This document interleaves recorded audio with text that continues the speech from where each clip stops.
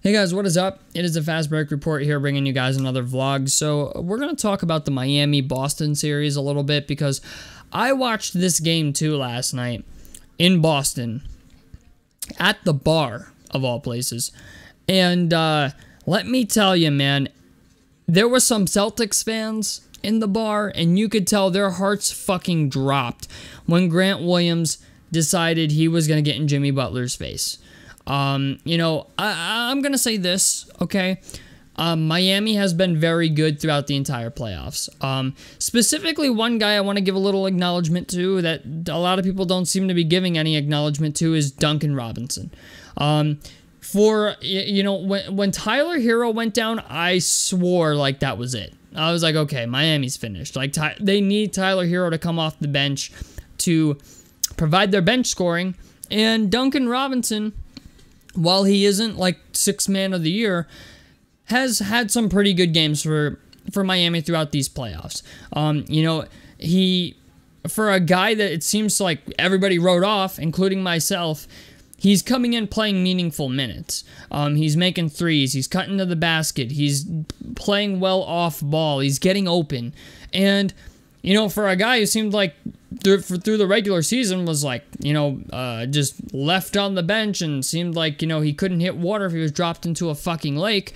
It seemed like, we just wrote him off. And for a guy to come in during the most important games of the season and say, okay, Tyler Hero's down, next man up, and rise to that occasion after, even your coach, it was obvious that, he, gave up on him. Eric Spoelstra clearly gave up on Duncan Robinson, and then was like, well, I have to play him now, and Duncan Robinson has played very, very well. There have been other players on the team playing well as also, but, Duncan Robinson's a guy that deserves more recognition than he's getting right now. He has been hitting, he's had a couple really big threes, I think, while playing. Yes, he's not going to come out and, torch you for 30, but, he's a guy that's, Miami needed a shooter after Tyler Hero went down, and I just, for me, it's impressive that, a guy can ride the bench all year, and then, his number gets called, and he rises to the occasion.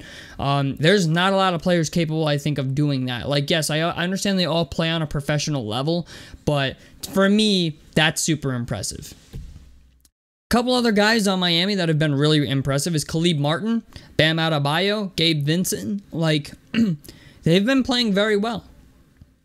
Miami's team is we understand that Boston is deeper, but they've been playing very, very well. The Miami Heat, Jimmy Butler seems has turned into playoff Jimmy, and Boston is learning that the hard way in some instances. But Jimmy Butler's been very good. He's been the sole leader of this team throughout the playoffs, and I really think it's funny because I was completely wrong on Miami, and I haven't made this video yet. I'd planned to admit this, but I might as well admit it now. I was completely wrong about Miami. I was for sure that their championship window had closed. I was a year or two ago, I was they got lucky. It's not often that Chicago's going to be the number 1 seed. And I just, for me, I just thought, they just got lucky. They were just, a victim of circumstance. And sure enough, they get into the playoffs as an 8th seed. They have now beaten Milwaukee. And it seems like they're probably going to beat Boston, too. The two teams, in the East that were favorites to win the championship are going to lose to an 8th seed. That's fucking wild. And, I don't think you could script that. I don't think you could write that in the history books, ever. And people would believe it that an 8th seed upset a 1 and, a 2 seed and somehow still managed to, get to the finals. I'm just going to call it what it is.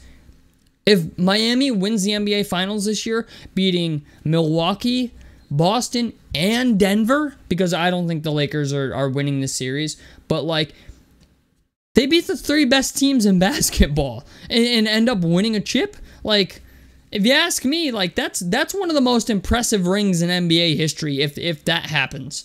And I know there's a lot of people who want to see a Lakers Boston finals, and I understand why. My voice is going away. But it's just the idea, like, these playoffs have been absolutely insane, and Miami is one of the teams that's just kicking everybody's ass. Now, on to Boston, okay, like, I don't really know if this is good Boston or like, good Boston or bad Boston. Because, like, in the Philadelphia series against, like, the Sixers, that felt like bad 76ers, not good Celtics. I'm just going to call it what it is. Like, the Celtics felt like a team that, like, not for nothing, but how often does a team choke in Game 6 when they're up 14 points in the fourth quarter with, like, what? I think it was, like, 4 minutes left or some shit like that. Like, the 76ers had the lead in Game 6, right? 76ers could have closed that fucking series out, and they choked. Okay?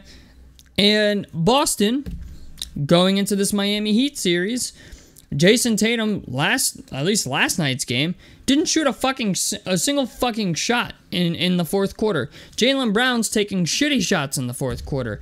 And if you're Boston, this is gonna trigger some Boston Celtics fans, but I don't care, okay? I understand why they want to keep Jason Tatum and Jaylen Brown together. It's been widely debated that they can't play together. They obviously have proven that they can play together. And they're a very good duo. Don't get me wrong, but holy fuck do they lack presence in the front court. I mean, like, they have Robert Williams, they have Al Horford, but, like, how long can Al Horford continue to guard Giannis? How long is Al Horford even going to continue to be in the fucking NBA? Because he's, like, in his, late 30s? I mean, like, Al Horford's been around the block for a while, okay? And Robert Williams, while very good, is not a great offensive player. Grant Williams does stupid shit like get in Jimmy Butler's face and single-handedly lose you a fucking basketball game. But it's just the idea, like, they need help at, like, the front court position. And if I'm Boston, I almost think to myself, like, do I consider trying to trade Jaylen Brown for Pascal Siakam this offseason? Because Pascal Siakam, I feel like the Raptors are in a rebuild mode. I feel like they're going to rip it down. And while I understand why Boston's fans want to keep Jaylen Brown, because Jaylen Brown has arguably been the best player once again in these playoffs, like, compared to Jason Tatum. Like, don't get me wrong, Jason Tatum's a great player, but in the playoffs last year, Jaylen Brown was arguably the better player. Now, once again this year, Jaylen Brown is arguably the better player. And I think to myself, if you're Boston and you're relying on Jason Tatum of all people to take you to the promised land, you can't have games where Jason Tatum doesn't take a shot in the fourth quarter. Or, like, in Game 7 against the 76ers, forgets how to fucking basketball for, like, 40 minutes or 45 minutes, and then in the last 3 minutes of the game just remembers how to fucking play again. You know? Like, you can't have those types of things. And I think to myself, if you're Boston, if you could get a guy like Pascal Siakam on your roster, he's not only a solid defender, he's not all defensive, but he's a solid defender. You know, he can play both ends of the floor. He's a good two-way player. He can shoot the three, okay? Like, Pascal Siakam would be a nice addition to your team where it's like, you don't have to rely on the guard position or the wing position necessarily for you to win basketball games. Because I think that's what holds Boston back. I like, Boston relies on Jason Tatum and Jaylen Brown to win them games. And they're too similar of players. That's my issue with the whole thing, is like, they're great players, they're great together, they'll get you to the playoffs every single fucking year, but the thing is, like, if you can stop the three-point shots, if you can, like, just lock up the paint a little bit, that's it. Like, Jason Tatum has got to settle for threes, Jaylen Brown's got to settle for threes, they're capable of getting to the basket, but if you at least had somebody else down there, fuck, even if it was Karl Anthony Towns, like, as long as, if you had somebody in the post capable of getting you baskets underneath the basket, like, whenever you need them. Like, Pascal Siakam is not the greatest at that, but he's good at it. Like I said, there's other names out there you could throw in there. Karl Anthony Towns, Pascal Siakam, even Joel Embiid might be up for grabs this offseason if James Harden don't go back. So, it's just the idea, like, I just feel like the Celtics need another guy in the front court. I don't know who that guy is. Maybe, I don't know. Jeremy Grant doesn't really strike me as a guy that's going to get you an insane amount of buckets around the basket. But, like, I feel like a guy like Pascal Siakam, Joel Embiid, or Karl Anthony Towns would at least open the floor up for the guys that they have. Marcus Smart has played very well for them during these playoffs. But I just feel like Jaylen Brown and Jason Tatum are just too similar to really win you a finals. Like, yeah, they might get you to the finals, but can they win you a finals is the main question. And I feel like they really, really lack depth in their front court. And Grant Williams is a solid player. Robert Williams, solid player. Al Horford, solid player. But none of them are like, oh my God, gotta have him guys. Like Robert Williams is an oh my God, gotta have him guy on defense, not on the offensive end. And like he's been good, but I just feel like they need somebody to take the pressure off of Jaylen Brown and Jason Tatum. And that's the whole purpose for bringing this up for Pascal Siakam, Karl Anthony Towns, Joel Embiid, any of these guys, okay, is just the idea. I feel like they need somebody in the front court that can draw a double team. Somebody in the front court that can maybe even command a triple team. There's not many guys in the league that do that, but it's just the idea like, yeah, Boston has assets. And I just think to myself, if they could, I think Pascal Siakam is a very realistic option for them. And Pascal Siakam's a guy who, if he gets hot, could draw a double team. You know, and I just, for me, I just think they need a little more. I don't know what that little more is. Maybe they just need more experience. You know what? That's a thing as well to consider. But Boston came into this series against Miami as the favorite. Okay? As the favorite to win this series. They are now down 0-2 after playing 2 games at home. They lost both home games to Miami, and now they have to go to Miami and try to win 2 games in Miami's house, 2 in a row.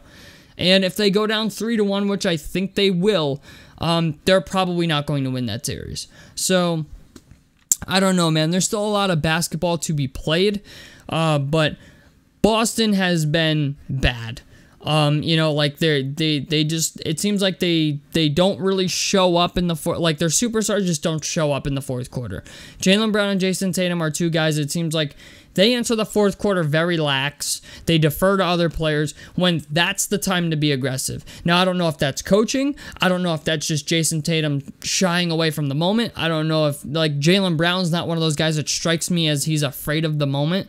But, like, usually it just doesn't go the way like we expect it to. You know what I'm saying? So I don't know, man. I really don't know what Boston can do, but it's going to be kind of disheartening to see them lose again in the Eastern Conference Finals because they simply can't capitalize on, you know, the small things they need to do. And that's why Miami's beating them. Like, if Miami out-rebounds Boston, they fucking win.